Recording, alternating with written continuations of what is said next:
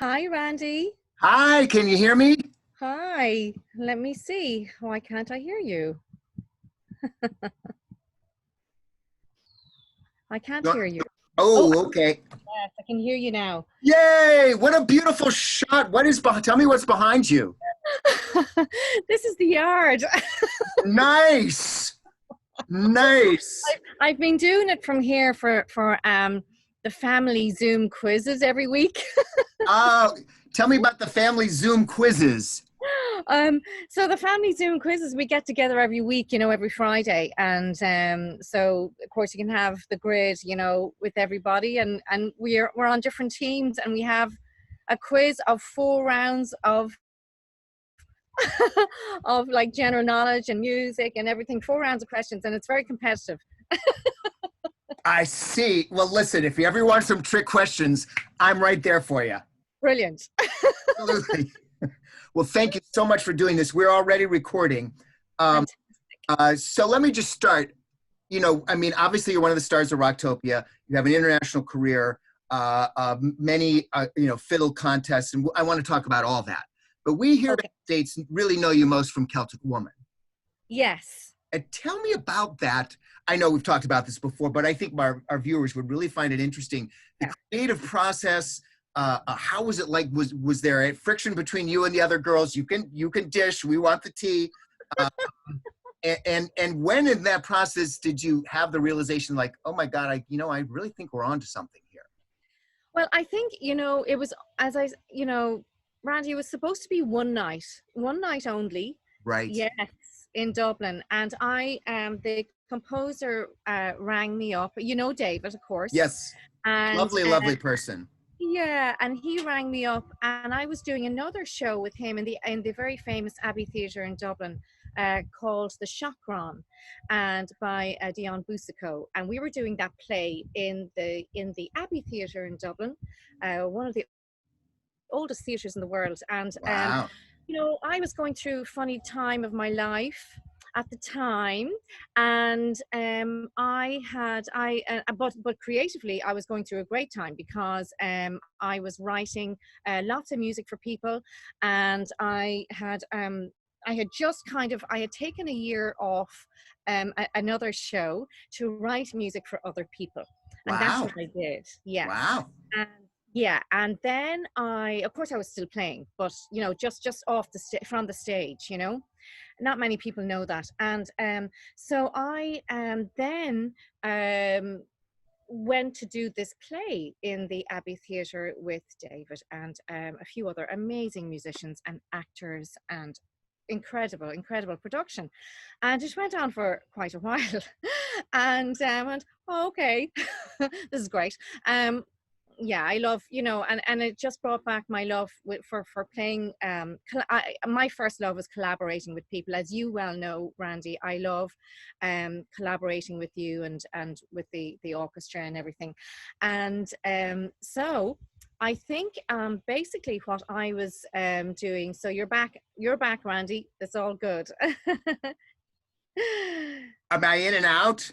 You're a little bit in and out, but it's okay. Okay, we'll do the best we can here. Absolutely. You clear as a bell the whole way, so we're good. Absolutely, yeah. So I did that play, and then David rang me up and goes, there's something happening in Dublin in a few months' time, and I don't know, would you be interested in doing it? And I was actually driving home, so I had to pull over, and I said, okay, well, are you sure it's for one night? Because that's all I kind of really want to do. And he said, oh yeah, absolutely, yeah. Worked with Celtic Woman for how long? 15 years. Actually, yesterday was our 15th anniversary, and Congratulations. Thank you. And I took over Celtic Woman socials yesterday, all 3 platforms. So wow. I was on their Instagram stories, their Twitter, and their Facebook Live Q&A yesterday. So it was interesting. And to say the very least. So you broadcast, you do your one night.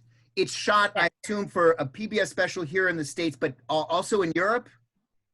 It was in the States, really. The States. So it brought, basically we did that, and I knew some of the girls for sure, and I didn't know some of the others, you know, so I didn't know everybody. But to be honest, it was so intense. The rehearsal, literally, I mean, Randy, we only had about a few I only had about 2 rehearsals. Oh my God. Yeah. I mean, the other girls had been rehearsing for a while, because obviously the singers have to perfect the balance. As you Right, know, the right. balance of vocals in Celtic Woman is critical. And I kind of waltz in and do my thing, and it's great. So, and Wait.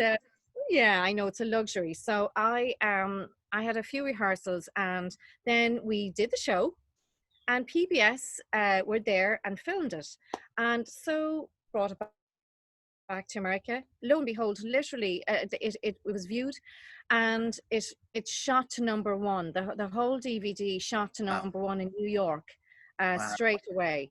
And so we went over to New York, and again we thought, oh, it'll be a few weeks, you know, it'll be a week in New York. And so, and then no, it just you know, we were told to go home, pack our bags, and we probably wouldn't see home for a few months. So, Wow. Nice.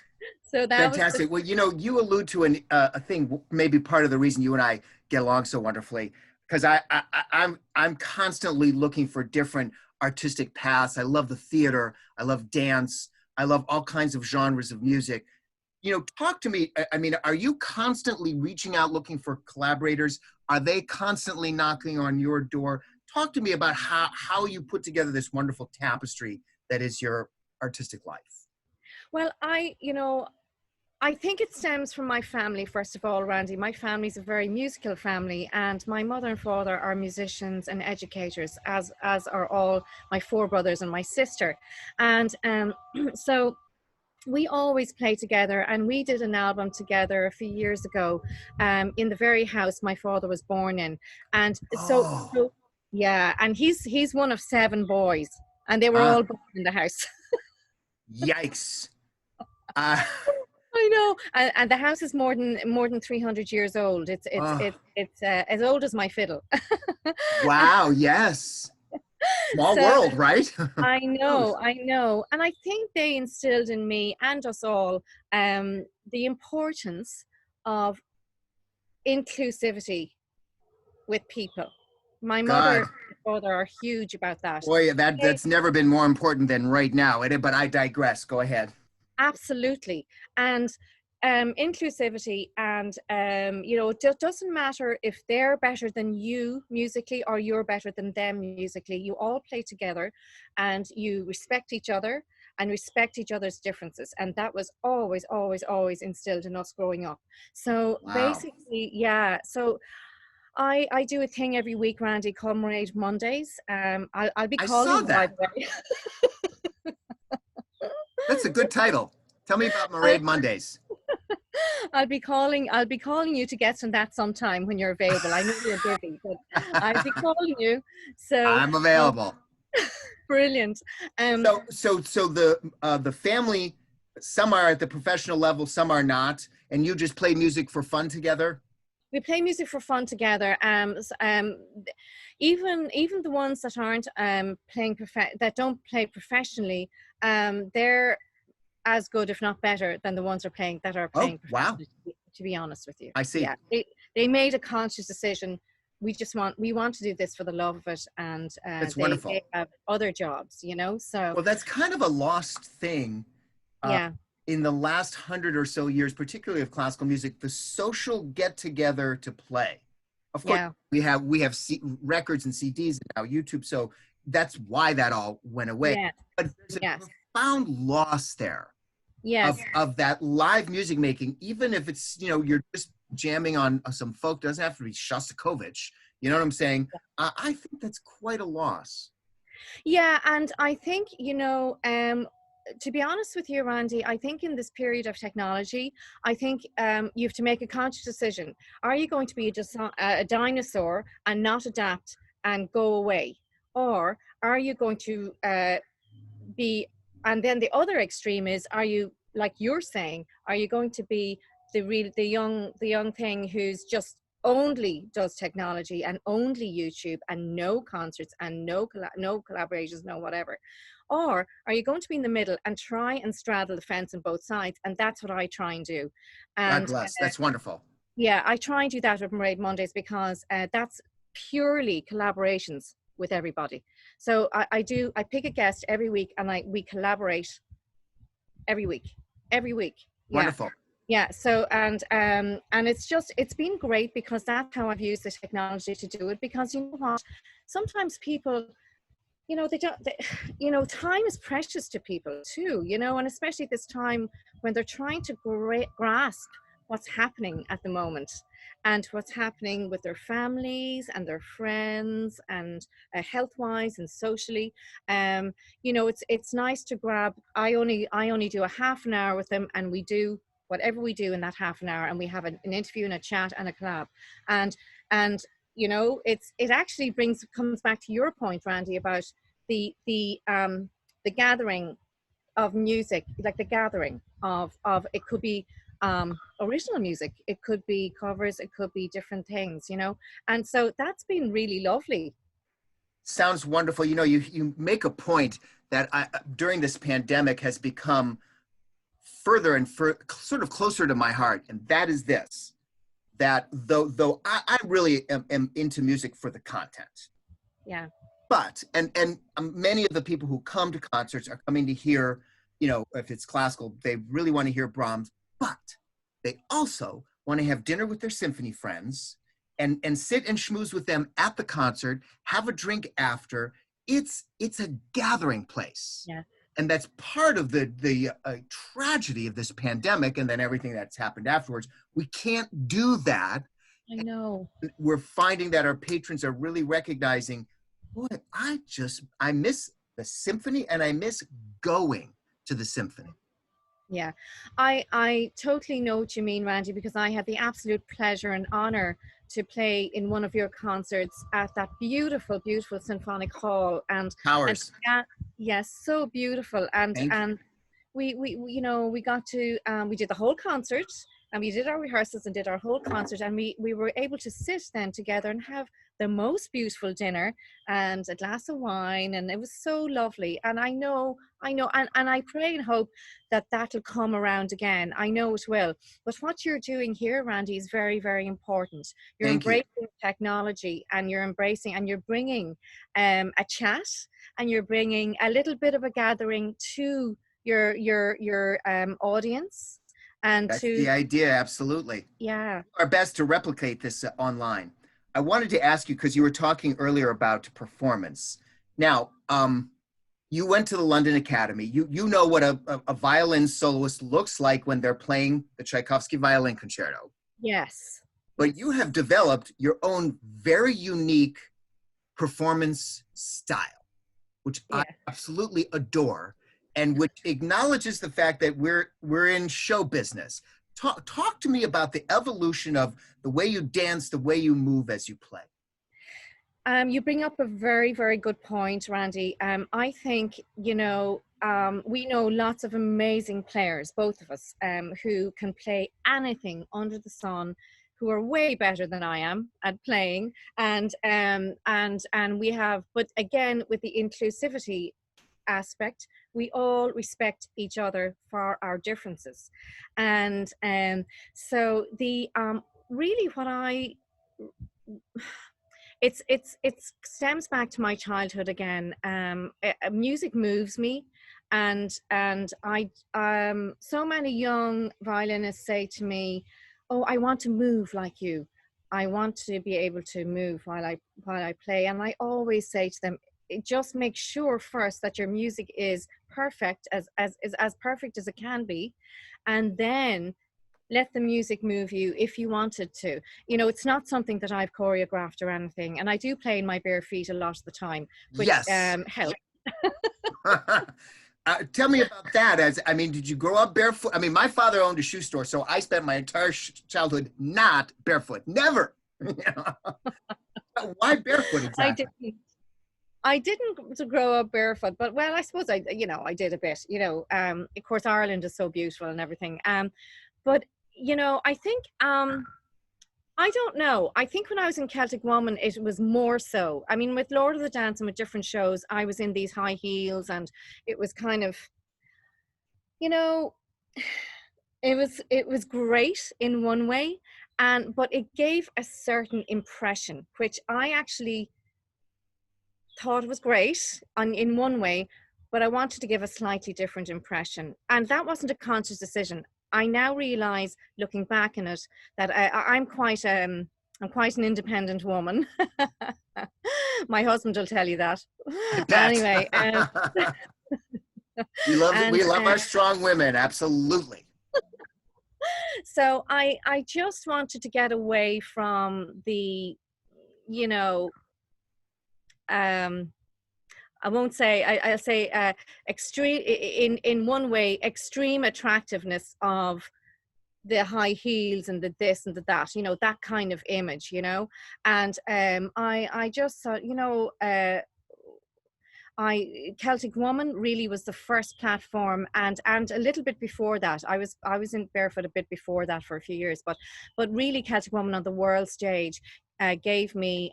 They just said, do what you want, you know, and Wow. I.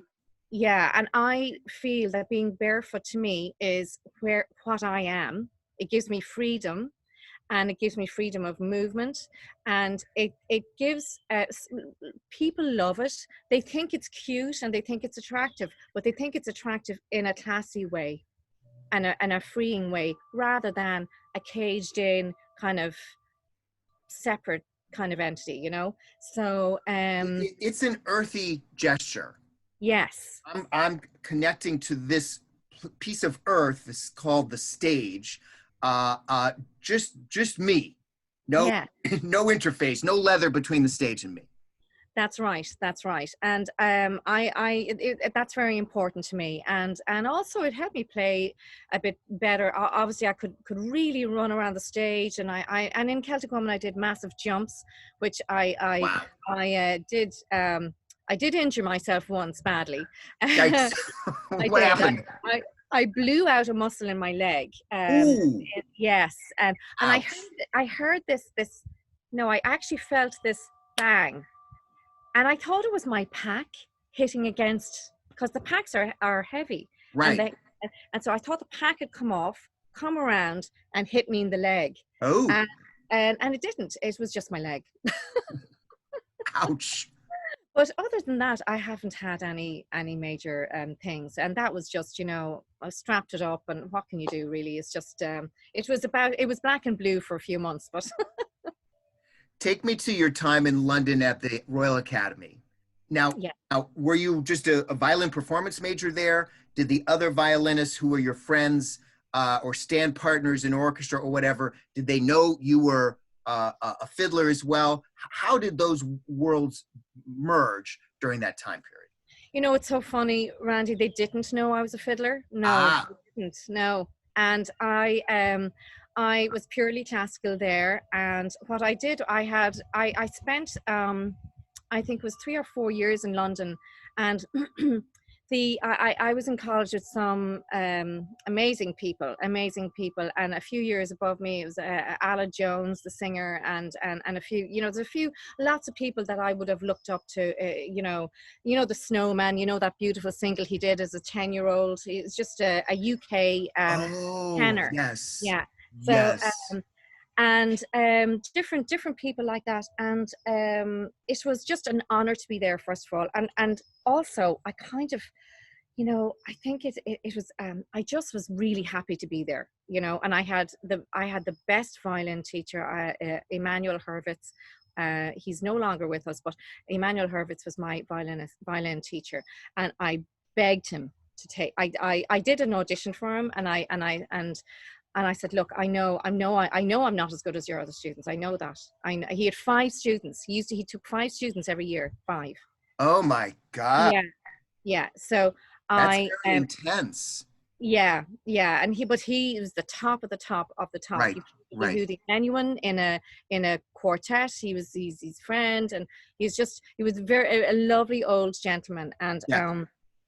and a really tough teacher as well. And Well, there it is. I know, I know.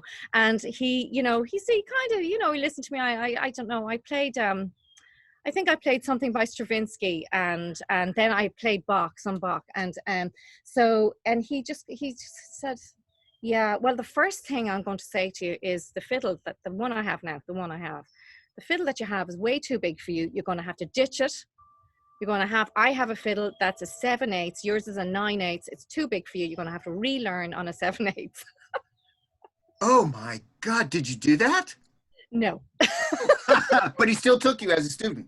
Yeah. So I said, of course I will. I was going to say, absolutely. He said, I have a fiddle here now. We'll loan it to you. If you're able to buy it and whatever, you might have to sell your own. I went, oh, yes, for sure. I'll do that. And then, so a few lessons into the year, and he said, so have you thought about that fiddle, you know? And I said, I'm not in a financial position to do that yet. And it kept going on and on and on like that. So he knew. But Yeah. he said that, look, you're a wild card. I'll give you a year. And if you make good progress in that year, I'll take you next year. Wow, So, that's a lot of pressure. but that was good, though. It was good for Yes. me. I respond well to being under pressure a little bit anyway. So, Well, a little tough love. I mean, my teacher was Mueller, who was the teacher at Juilliard, and Curtis at the time. And, you know, it was not funsy time, the lessons. No. 3-4 hours at a time, and I was exhausted afterwards. But I think great teaching is to just set a high standard for your students and make sure that they reach it. Yes. Alluded earlier to your creative side. You're a wonderful composer. Talk to me about your creative process. How does music come to you? Do you improvise on the fiddle, at the keyboard? Do you sing? Does it just come? Talk to me about that. I'm very, very lucky, Randy, to have the side of the aural side of the letting free the mind, and kind of and being able to play it straight away, and being able to record. Like, of course, as you know, recording is so great now. You can record everything and all of that. And of course, in college, I did I did, as you did, all of the conventional ways of composing and that kind of thing, which has been invaluable to me in studios. Like, let's say, you know, some people want to change something straight away, but they haven't time, or okay, we're trying to explain it, and then you can scribble it down really quickly on a score and go, that's what I mean, just Right. play that, Yeah. which is great. Well, this whole notion of writing things down is not a bad plan. It's actually a very good plan. Shakespeare was good with that. Langston Hughes, I don't know. I mean, do you get as frustrated with some people in rock and who somehow find notation to be some immoral demon that's corrupting their art form? Yeah. It's interesting, Randy, because and then you get people who I'm actually doing a collab with a rock band at the moment, and who gave me, they did go to the bother of doing out their songs, notation and everything. Writing down. And yes, but the instrument was for cello. Oh my God. What an octave. Come on. Bump that baby up an octave and you're good to go. And that's fine. I guess. And then it was and then said, and I have the viola here as well, Randy, by the way. And then they said, oh, you have your viola with you. Oh, that'd be lovely on viola. So then I was transposing up. Oh God, yeah, it's down a fifth from the violin, and it's up to whatever. And I was kind of going, oh God. And then I got my Sharpie out, and I was going like this, and I was, But it was great fun, and you know what? I suppose the more we marry these worlds together, I think it's all good. Absolutely. I mean, that's been my mission in life. You said something a moment ago that intrigued me about composition, because you said free the mind. Yeah. And that's a tangible feeling that I feel as I'm sitting down to compose, or even to orchestrate or arrange. Sometimes just like too many things, and I have to just sit, calm myself, and let it come to me. Yes. Wait for the idea to come. Talk to me about that, about freeing your mind and your own creative process. Yeah, I think you know what, Randy. I'm terrible. I'm always running around the place, as you know. Always running. You're very good at doing that too. You're always pacing and very busy, and I think, yeah, I think that's a good point. That, you know, when you sit down, and I tend to think of Ireland. I tend to think of home.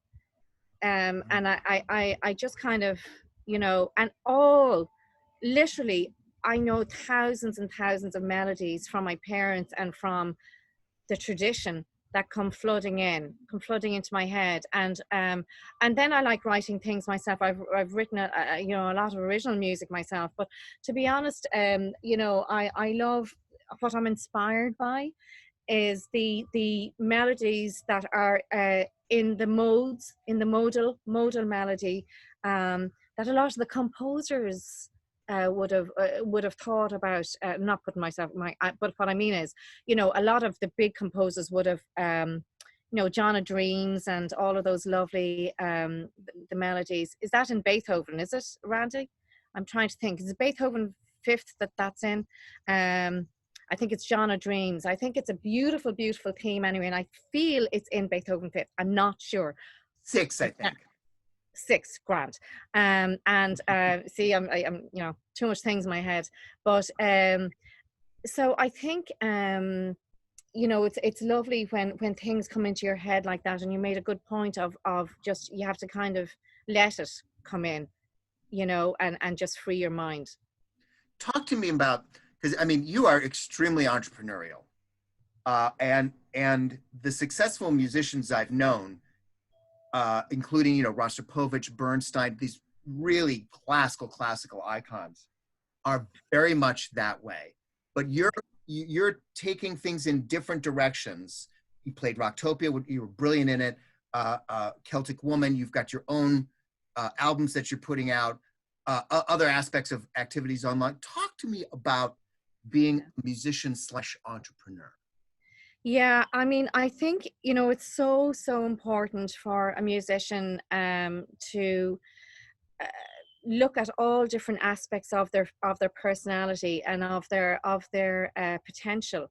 And you'll never reach your, you know, I mean, I don't think anyone ever reaches probably their potential, but you can try. You can kind of, you know, my I've been working for years on I am very lucky to work with brilliant people, Randy. My sister-in-law, Caroline Nesbitt, her company's Designedly, and she did my logo. And Wow. she did it in a way that I played on Tinkerbell, yeah, on the first Right. two series of Tinkerbell. For Tinkerbell Suite. yeah, exactly, that we Beautiful. played in the cons. That's right. Mhm. And so she did, she modeled it on a kind of a, like a logo like that. And it was a Celtic Woman photo, but it looked very Tinkerbell-ish looking, and she did the logo like that. And I think a logo, first of all, is very important for a brand. That's what I think first. And I think anything you do, if you're genuine to people and genuine to yourself, even down to your logo, if people can see that and they see, oh, she's the one that moves around and she's very freeing, and she, if they get that impression, then that's that accomplished, you know. And it's genuine, you know. And then on my website, I always, I just, my albums are just they're my own albums, Randy, and then my brother Carl's albums, and my family album, and my mother's tutorial book and CD and things like that, all from my family, to be honest. And you know, so um I think if people know that they're getting something very genuine, you know, I think they're very comfortable with that. And I from an entrepreneur's point of view, people are what matter, you know. I agree. Building Yeah. relationships, Yes. really connecting to people. Yes. Oh, you're such a wonderful person to interview. We could chat for days, my dear. I know. By any chance, do you have your fiddle handy? You want to play something? I Great. do. And I have my fiddle here, and I'm outside now. Oh yeah, it's still in tune. That's always a bonus. That's helpful. Let's see. This is And this is a beautiful tune. Seeing as we're outside, Randy, this is a tune called, and I'm going to back up the chair a bit, and it's called The Butterfly. It's a lovely slip jig, and it's you know, sure, we're outside and there's butterflies flying around the place, so.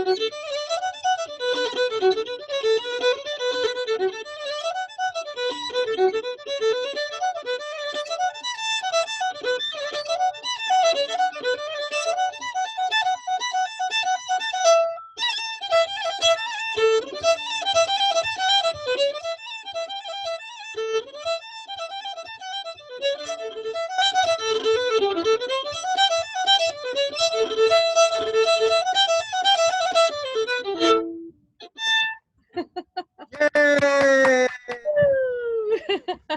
Celtic superstar Mairead Nesbitt. Mairead, thank you so much. Can't wait till the next moment where we can make music together. Absolutely, Randy. Thank you so much for having me. Big hugs to you. All the best.